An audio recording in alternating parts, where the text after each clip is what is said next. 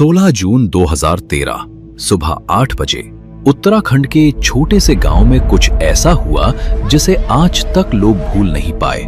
धारी देवी की मूर्ति जो लगभग 500 वर्षों से अपने स्थान पर विराजमान थी, उसे सरकार ने हटा दिया और उसी शाम केदारनाथ और बद्रीनाथ की घाटियों में सबसे बड़ी तबाही शुरू हुई।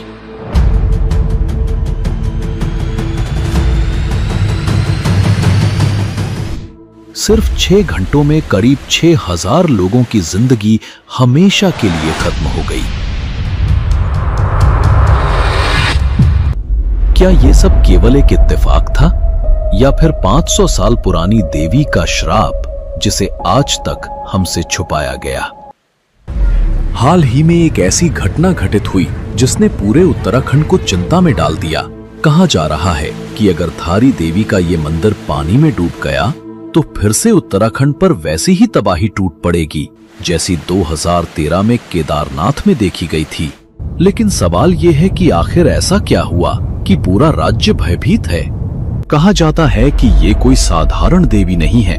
धारी देवी दिन में 3 बार अपना रूप बदलती है। सुबह के समय एक बालिका, दोपहर होते होते एक युवती और रात में एक वृद्धा का स्वरूप धारण करती है। ये सिर्फ कोई लोक कथा नहीं है, बल्कि भारतीय वैज्ञानिक भी इस रहस्य को स्वीकार कर चुके हैं। सबसे इंपॉर्टेंट बात यह है कि धारी देवी को चारों धामों की रक्षक माना जाता है। ऐसी मान्यता है कि उनके आशीर्वाद के बिना 4 धाम यात्रा अधूरी रह जाती है। तो आइए जानते हैं धारी देवी से जुड़े उन रहस्यों के बारे में जो आज तक या तो अनकहे रह गए हैं या फिर जिन्हें जानबूझकर हमसे छिपाया गया है।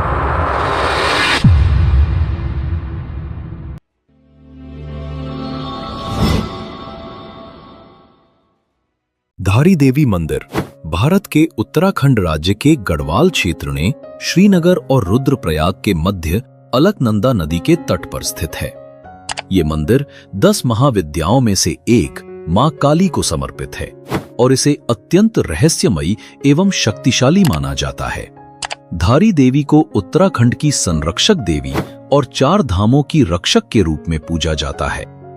इस कहानी की शुरुआत होती है साल 2006 में, जब एक बड़ी हाइड्रो इलेक्ट्रिक परियोजना के चलते धारी देवी की मूर्ति को उसके मूल स्थान से हटाने का प्रस्ताव सामने आया। अलकनंदा नदी पर बन रही थी 330 मेगावाट की श्रीनगर हाइड्रो इलेक्ट्रिक परियोजना, जो आने वाले समय में आसपास के इलाके को जलमग्न करने वाली थी। परियोजना के मुताबिक मंदिर जिस चट्टान पर स्थित था वो पूरे बांध के जलभराव क्षेत्र में डूबने वाला था। इसलिए प्रोजेक्ट अथॉरिटी ने एक योजना बनाई। मूर्ति को नीचे से हटाकर ऊंचाई पर एक सुरक्षित स्थान पर स्थानांतरित किया जाए। लेकिन क्या वाकई ये निर्णय सुरक्षित था या फिर ये वही भूल थी जिसने उत्तराखंड के इतिहास में सबसे बड़ी तबाही को न्योता दे दिया? वर्ष 2006 के बाद से ही ये मामला धीरे धीरे तूल पकड़ने लगा था। स्थानीय जनता और तमाम धार्मिक संगठनों ने मंदिर को हटाने के विरोध में आवाज बुलंद करनी शुरू कर दी। 2011 और 2012 के दौरान मंदिर को बचाने के लिए उत्तराखंड हाई कोर्ट और फिर सुप्रीम कोर्ट में याचिकाएं दायर की गईं। जुलाई 2012 में वरिष्ठ बीजेपी नेता लाल कृष्ण आडवाणी, सुषमा स्वराज और अरुण जेटली ने तत्कालीन प्रधानमंत्री डॉक्टर मनमोहन सिंह को एक संयुक्त मेमोरेंडम सौंपा। अपील की गई कि धारी देवी की मूर्ति को ना हटाया जाए। फिर संतों और महात्माओं ने भी आंदोलन छेड़ दिया। कुछ ने अनशन किया तो कुछ ने चेतावनी दी, अगर मां की मूर्ति को हटाया गया तो हम जल समाधि ले लेंगे। इसमें बीजेपी की नेता उमा भारती ने सबसे सख्त रुख अपनाया। उन्होंने खुलेआम सरकार को चेतावनी दी, अगर मंदिर को छेड़ा गया तो मैं जल समाधि ले लूंगी। वो कई बार मंदिर स्थल पर गईं और स्थानीय विरोध प्रदर्शनों का नेतृत्व भी किया। इतना ही नहीं, केंद्रीय पर्यावरण मंत्रालय ने भी मंदिर के वर्तमान स्थान को बनाए रखने की वकालत की। सुप्रीम कोर्ट में कहा गया कि धारी देवी को हटाना धार्मिक आस्थाओं का उल्लंघन होगा, मगर कोर्ट ने मंत्रालय को फटकार लगाई और कहा कि जब समाधान आपकी ही समिति ने सुझाया था तो अब आप उसे कैसे नकार सकते हैं? आखिरकार अदालत ने आदेश दिया कि मंदिर को ऊंचे प्लेटफॉर्म पर स्थानांतरित किया जाए। मां धारी देवी को उनके स्थान से हटाना दरअसल कुदरत के कोप को खुला निमंत्रण देना था, क्योंकि इस घटना के पीछे छिपा है एक ऐसा श्राप जो शायद सदियों से दबा रहा और जिसे आज तक हमसे छुपाया गया। दोस्तों, आगे बढ़ने से पहले आपको ये वीडियो अच्छा लग रहा है तो एक लाइक जरूर कर दीजिए और कमेंट में दिल से जय मां धारी देवी लिखिए। अगर आप ऐसे ही रहस्यमय ऐतिहासिक डॉक्यूमेंट्री वीडियो देखना चाहते हैं तो अभी चैनल को सब्सक्राइब कर लीजिए और बेल आइकन भी दबा दीजिए। धारी सेवा समिति नामक एक स्थानीय महिला संगठन ने लगातार 3 वर्षों तक धरना प्रदर्शन किया।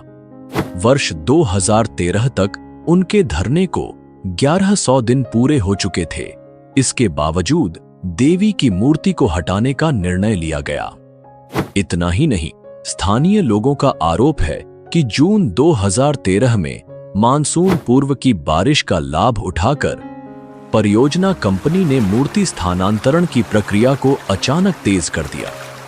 कुछ लोगों ने तो यहां तक आरोप लगाया कि कंपनी ने सुरंगों से पानी छोड़कर मंदिर के चारों ओर जल स्तर को कृत्रिम रूप से बढ़ा दिया ताकि आपातकाल की स्थिति का हवाला देकर मूर्ति को जल्दी हटाया जा सके।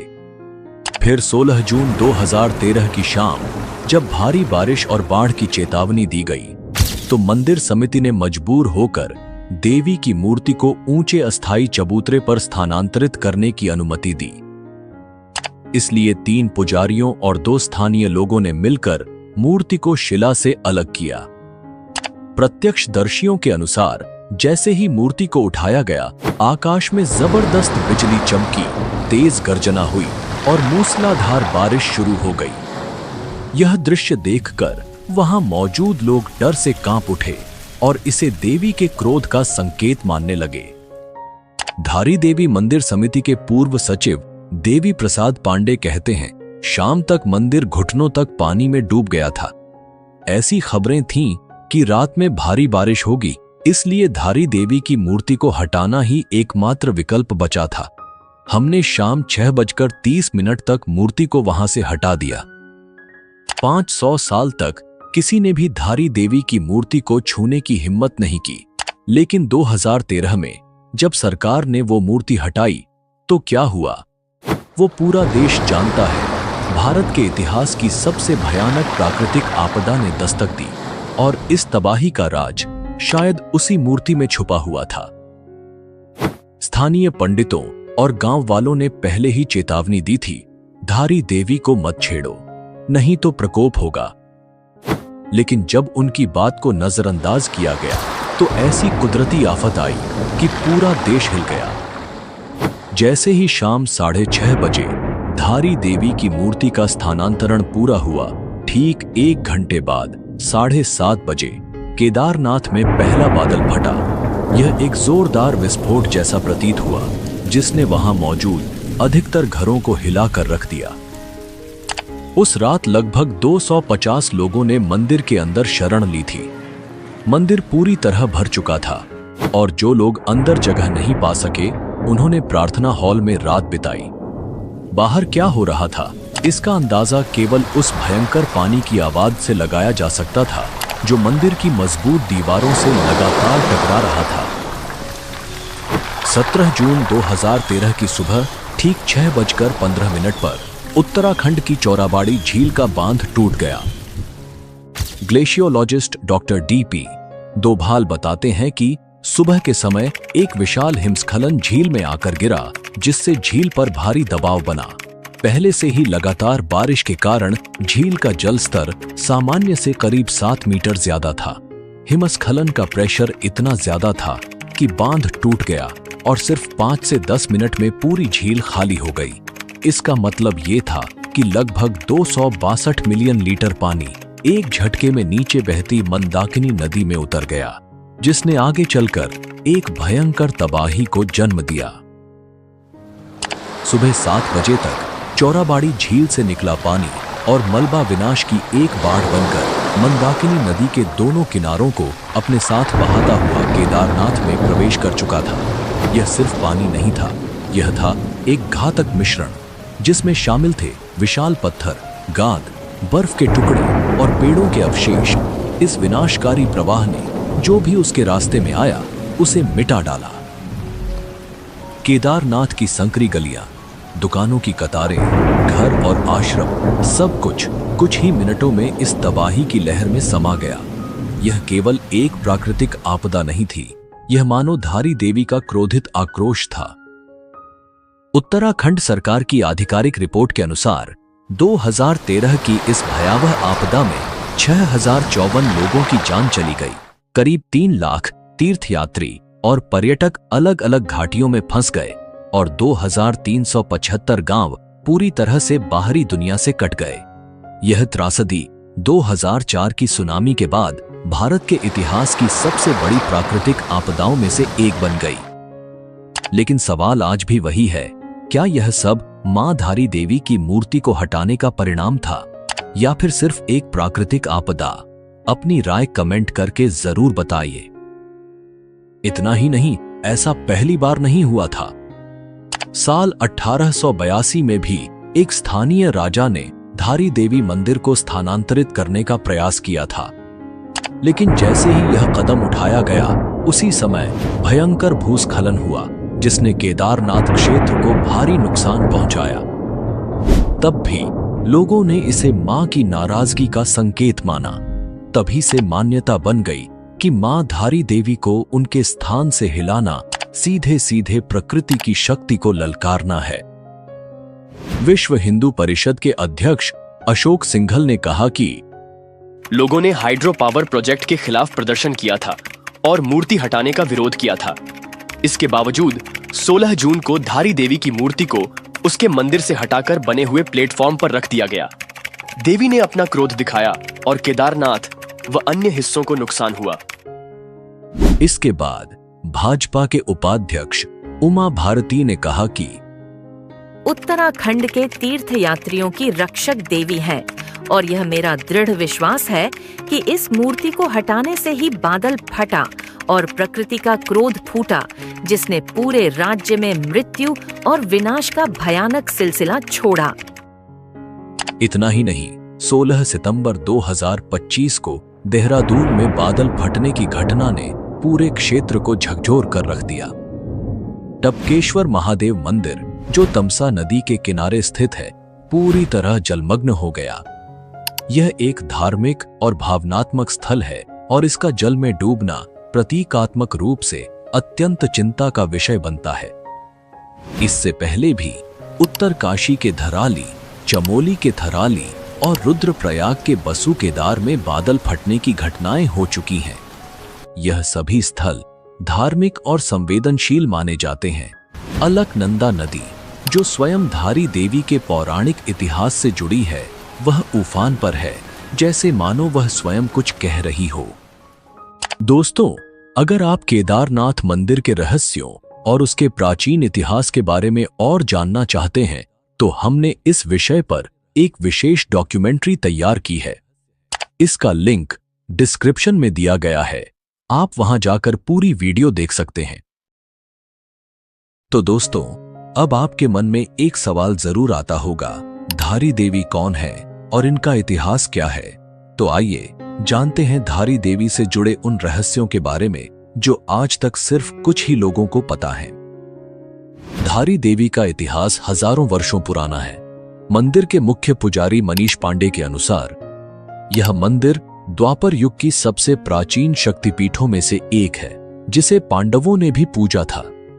ऐसा माना जाता है कि जब पांडव अपने 13 वर्षों के वनवास के दौरान हिमालय की कठिन यात्राओं से गुजर रहे थे, तो उन्होंने इसी स्थान पर मां धारी देवी की उपासना की थी। यह मंदिर उस समय केदारनाथ और बद्रीनाथ के प्राचीन मार्ग पर स्थित था। द्वापर युग में निर्मित होने के कारण इसे आज भी 5000 वर्ष से भी अधिक पुराना माना जाता है और यही इसकी सबसे बड़ी पौराणिक पहचान है। एक प्रमुख पौराणिक कथा के अनुसार धारी देवी 7 भाइयों की इकलौती बहन थीं। जब वह मात्र 7 वर्ष की थीं, तभी उनके माता पिता का देहांत हो गया। इसके बाद उनका पालन पोषण उनके सातों भाइयों ने किया। वह एक अत्यंत सेवाभावी और स्नेही बहन थी जो अपने भाइयों पर जान छिड़कती थी। लेकिन दुर्भाग्यवश उनके भाई उन्हें पसंद नहीं करते थे। इसके दो मुख्य कारण थे। पहला, उनका रंग बहुत अधिक सांवला था और दूसरा, कुछ ज्योतिषियों ने बताया कि इस लड़की की कुंडली उसके भाइयों के लिए अनिष्टकारी है। जब तक यह बच्ची जीवित है तब तक भाइयों के जीवन पर संकट बना रहेगा। समय बीतता गया और धीरे धीरे परिवार पर दुर्भाग्य छाने लगा। 7 में से 5 भाइयों की अकस्मात मृत्यु हो गई। तब शेष 2 भाइयों को यह भय सताने लगा कि कहीं अगला नंबर उनका न हो। तब उन्होंने अपनी पत्नियों के साथ मिलकर एक भयानक योजना बनाई, अपनी ही बहन की हत्या की। अमावस्या की एक अंधेरी रात में उन सभी ने मिलकर अपनी बहन का सिर काट दिया और उसे अलकनंदा नदी में बहा दिया। वह बेचारी लड़की को पता तक नहीं चला कि उसके ही प्रिय भाई, जिन्हें वह अपना सब कुछ मानती थी, उसने ही उसे मार दिया। वह निर्दोष बच्ची, जिसकी उम्र मात्र 13 वर्ष थी, उसका कटा हुआ सिर नदी की तेज धाराओं में बहते हुए आगे बढ़ा और कल्यासौड़ नामक स्थान पर धारी गांव के पास एक शिला से टकराया। उसी समय धारी गांव में एक व्यक्ति नदी के किनारे कपड़े धो रहा था, जैसे उसका रोज का काम हो। तभी उसकी नजर अचानक नदी की तेज धाराओं में बहती किसी चीज पर पड़ी। ध्यान से देखा तो वह कोई लड़की लग रही थी, एक मासूम चेहरा, मगर बहाव बहुत तेज था। उसका मन छटपटा उठा। वह उसे बचाना चाहता था, लेकिन तेज धारा देखकर डर गया। उसे लगा कि अगर वह नदी में उतरा तो शायद वह भी डूब जाएगा। तभी उसे एक आकाशवाणी सुनाई दी। तू घबरा मत, तू मुझे यहाँ से बचा। मैं तुझे वचन देती हूँ, तू जहाँ जहाँ पैर रखेगा मैं वहाँ वहाँ सीढ़ी बना दूंगी। जैसे ही वह व्यक्ति नदी में कन्या को बचाने के लिए आगे बढ़ा, एक अद्भुत चमत्कार हुआ। जहां जहां उस व्यक्ति ने अपने पैर रखे, वहां वहां पर सीढ़ियां बनती गईं। जब वह व्यक्ति पास पहुंचा तो उसे केवल एक कटा हुआ सिर मिला, जिससे वह डर गया।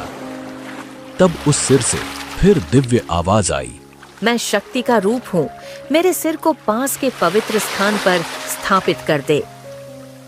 उस व्यक्ति ने वैसा ही किया और इस तरह मां धारी देवी की पूजा की शुरुआत हुई।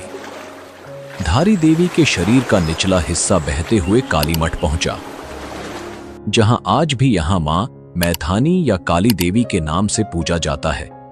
यह हिंदू धर्म में अत्यंत दुर्लभ द्विभागीय पूजा पद्धति है, जहां ऊपरी हिस्सा धारी देवी मंदिर में और निचला हिस्सा काली मठ में पूजा जाता है। अब बात करते हैं धारी देवी मंदिर की सबसे चर्चित और रहस्यमय विशेषता के बारे में। देवी की मूर्ति दिन में 3 बार अपना रूप बदलती है।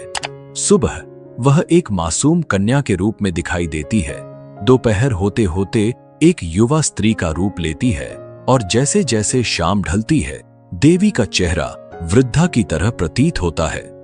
यह परिवर्तन न तो कोई जादू है न कल्पना। यह एक ऐसा रहस्य है जिसे लाखों श्रद्धालु अपनी आंखों से देख चुके हैं, बार बार अनुभव कर चुके हैं, लेकिन आज तक कोई पूरी तरह समझ नहीं पाया। मां धारी देवी की यह रहस्यमयी घटना वास्तव में विज्ञान और आध्यात्म के अद्भुत संगम का प्रतीक है। यह प्रमाण है कि प्राचीन भारतीय शिल्पकार सिर्फ कलाकार ही नहीं, बल्कि गहरे वैज्ञानिक सोच वाले मास्टर क्राफ्ट्समैन थे। उन्होंने प्रकाश, छाया, ज्यामिति और मानव मनोविज्ञान को इतनी बारीकी से समझा कि एक ऐसी मूर्ति की रचना की जो समय के साथ अपना रूप बदलती प्रतीत होती है। और आज भी आधुनिक विज्ञान इस रहस्य का संपूर्ण उत्तर नहीं दे पाया है। तो दोस्तों, ये थी मां धारी देवी का इतिहास और उनसे जुड़ी वो रहस्यमयी कहानी जिसने सदियों से लोगों को चमत्कृत किया है। भारत जैसे महान देश में आज भी न जाने कितने ऐसे रहस्यमय मंदिर हैं जिनके बारे में हम में से ज्यादातर लोग जानते ही नहीं।